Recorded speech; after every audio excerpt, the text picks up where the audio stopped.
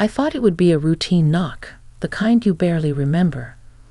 But when the delivery guy spoke to me outside my room, his tone was serious, and that moment quietly changed how I saw myself and the world afterward. Before I begin, let me ask you something. From which city are you watching us today? I love seeing how far these stories travel, so share your city in the comments. And if this kind of thoughtful, real-life storytelling speaks to you, please consider subscribing to the channel and liking the video. It truly helps more people find these stories. Now, let me tell you what happened. I'm a woman in my early 50s, the kind most people would describe as settled. Divorced, grown children, a quiet life I had carefully arranged around routines and responsibilities. That week, I was staying alone in a modest hotel just outside the city, one of those places meant for business travelers and people passing through. The hallway smelled faintly of carpet cleaner and coffee that had been sitting too long. Everything felt temporary, including me. I had ordered dinner because I didn't feel like going out. It wasn't sadness exactly, more like a gentle tiredness. The kind that settles into your bones when you've spent years being strong for everyone else.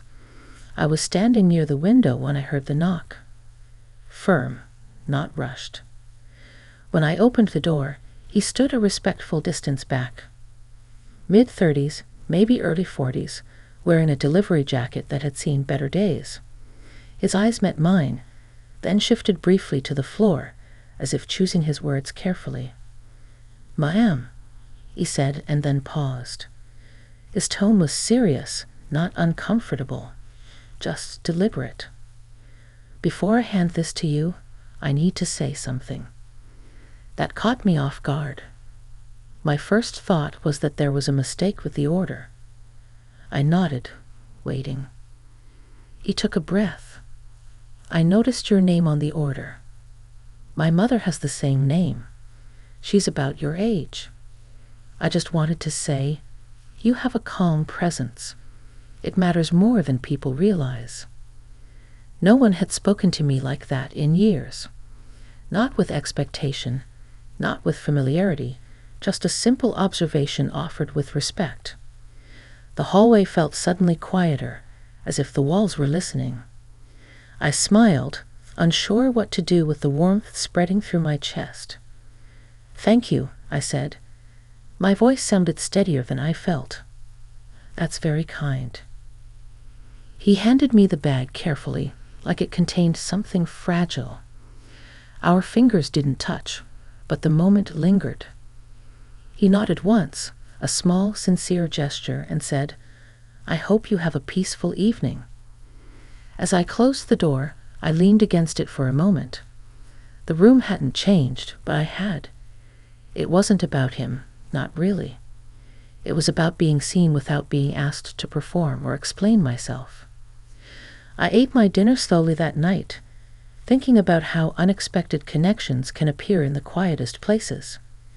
I didn't know then that this was only the beginning of a conversation that would challenge the story I had been telling myself about who I was and what was still possible. That knock on the door reminded me of something I had forgotten, that even in the later chapters of life, moments of recognition can still arrive unannounced, and they can gently open doors inside us we thought were long closed. The next morning, I woke earlier than usual, the pale light slipping through the thin curtains before my alarm had a chance to sound. For a moment, I lay there listening to the hum of traffic outside and the distant clatter of doors opening and closing down the hallway.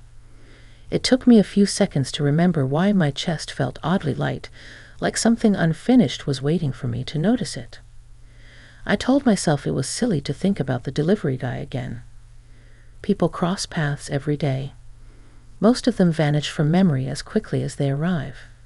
Still, as I showered and got dressed, I replayed his words in my mind. "You have a calm presence." No one had described me that way before. Or maybe they had, and I hadn't been listening. I went down to the small breakfast area off the lobby, where the coffee was strong and the conversation was minimal. A couple of older men in windbreakers talked softly about the weather and a baseball game from the night before.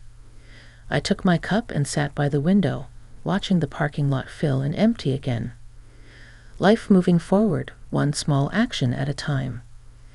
Later that afternoon, after a long walk around the nearby neighborhood, I found myself back in my room feeling restless.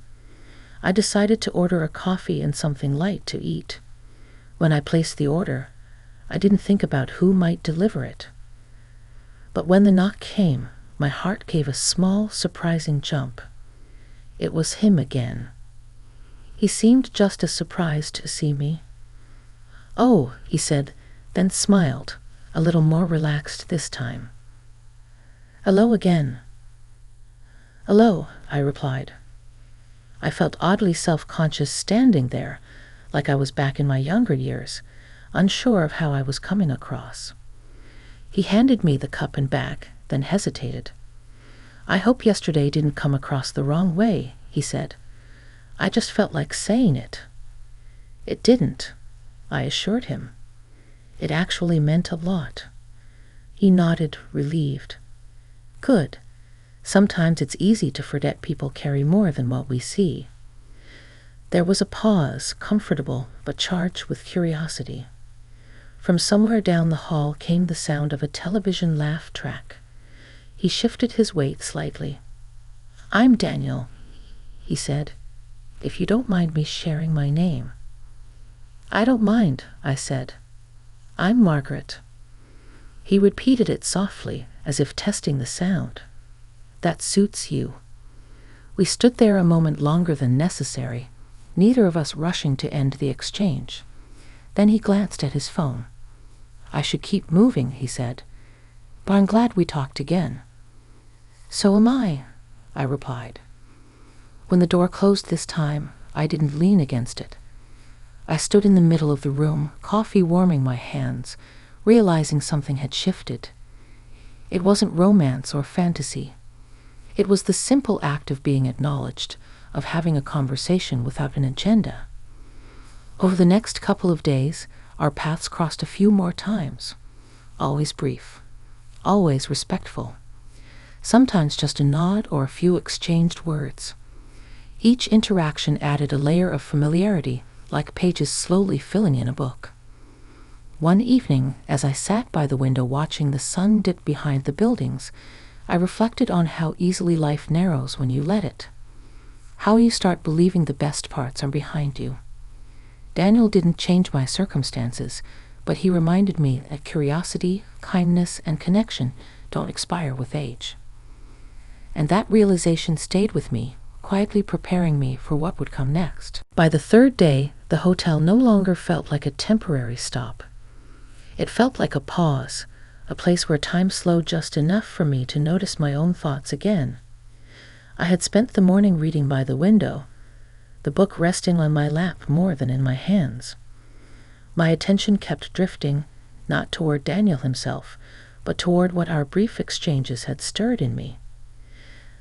That afternoon, I decided to sit in the small courtyard behind the hotel.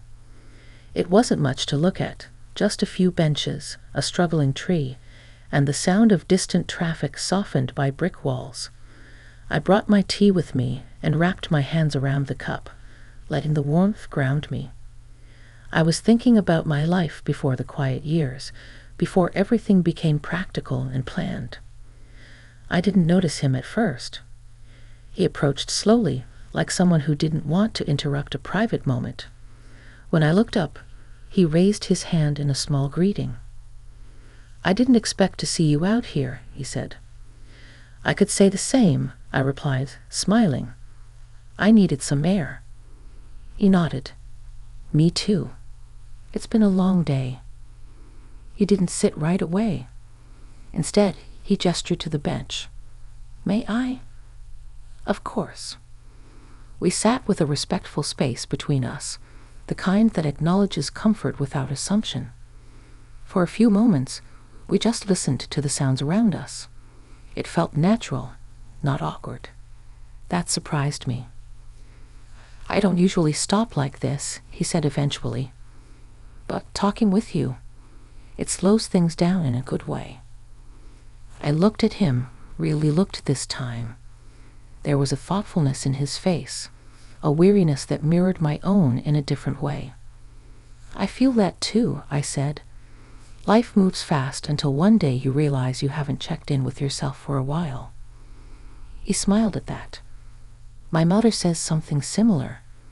She tells me not to rush past moments just because they seem small." "That's wise advice," I said. "We spend years collecting responsibilities and forget how to sit with a moment." The conversation unfolded gently after that. We talked about ordinary things.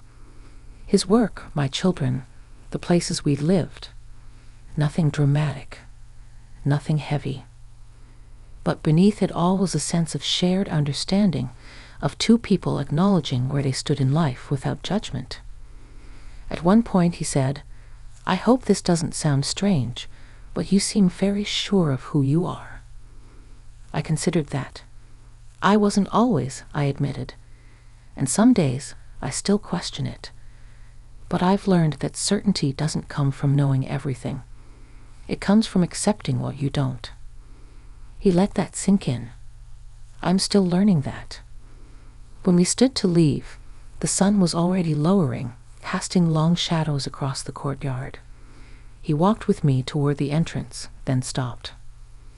"I won't always be on this route," he said. "I just wanted you to know that meeting you has meant something to me." I felt a quiet ache, not of loss, but of gratitude. "It has meant something to me too," I said. "More than you might think." We parted without promises or expectations. As I returned to my room, I realized the real change wasn't about him staying or leaving. It was about the way he had reminded me that connection doesn't have to be loud or permanent to be meaningful. That night, I slept deeply with a sense of calm I hadn't felt in years, knowing that whatever came next, I was awake to my own life again. The morning I checked out, the sky was a soft gray, the kind that makes everything feel gentle and unfinished. I packed slowly, folding my clothes with care, as if I were closing a chapter rather than leaving a room. There was no rush. I had learned over the past few days that not everything meaningful needs to be hurried. As I wheeled my bag down the hallway, I noticed how different it felt from the first night. Then, I had walked these same steps feeling invisible, wrapped in my own quiet. Now, I felt present, aware. The hotel clerk smiled as I returned my key, and for once, I didn't look away too quickly. Outside, the air was cool. I stood near the entrance for a moment, adjusting the strap of my bag, taking in the sounds of the city starting its day. Part of me wondered if I would see Daniel again. Another part knew that whether I did or not, something had already settled inside me. "Margaret." I turned, and there he was, standing a few steps away, holding a paper cup of coffee. He looked surprised, then relieved. "I thought I might have missed you." "I'm just heading out," I said. He nodded. "I won't keep you long. I just wanted to say goodbye properly." We stood there, facing each other, the space between us filled with everything we didn't need to say. He held out the cup. "I grabbed an extra. Thought you might like it for the road." I accepted it, touched by the simple gesture. "Thank you. That's very thoughtful." He smiled.